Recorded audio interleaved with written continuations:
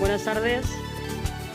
Leeremos el manifiesto que las mujeres socialistas de la Alcora hacemos en conmemoración de la fecha de hoy.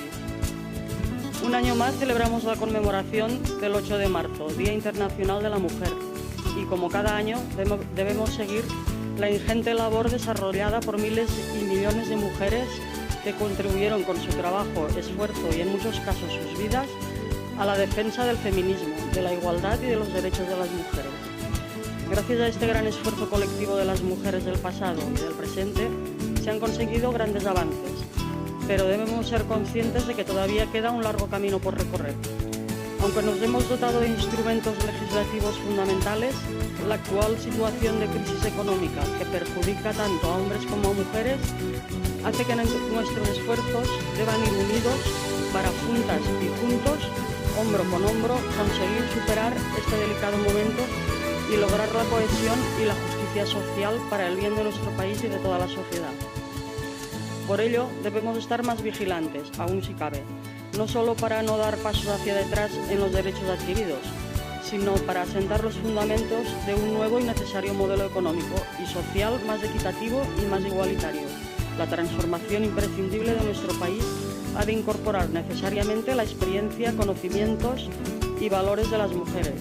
No podemos permitirnos perder ese enorme potencial.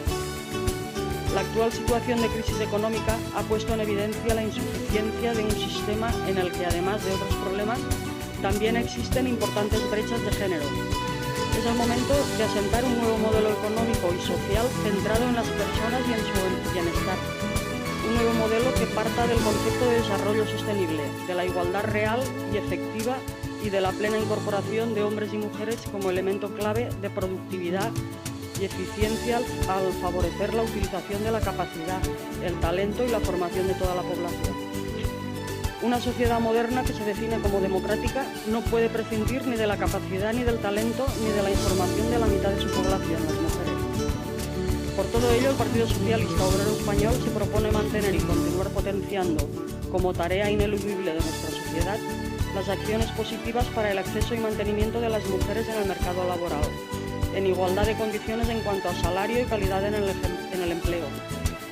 La promoción de políticas para el fomento de la igualdad en el acceso a los puestos de responsabilidad en las empresas y la puesta en marcha de campañas informativas y de sensibilización sobre corresponsabilidad y conciliación de la vida laboral y personal.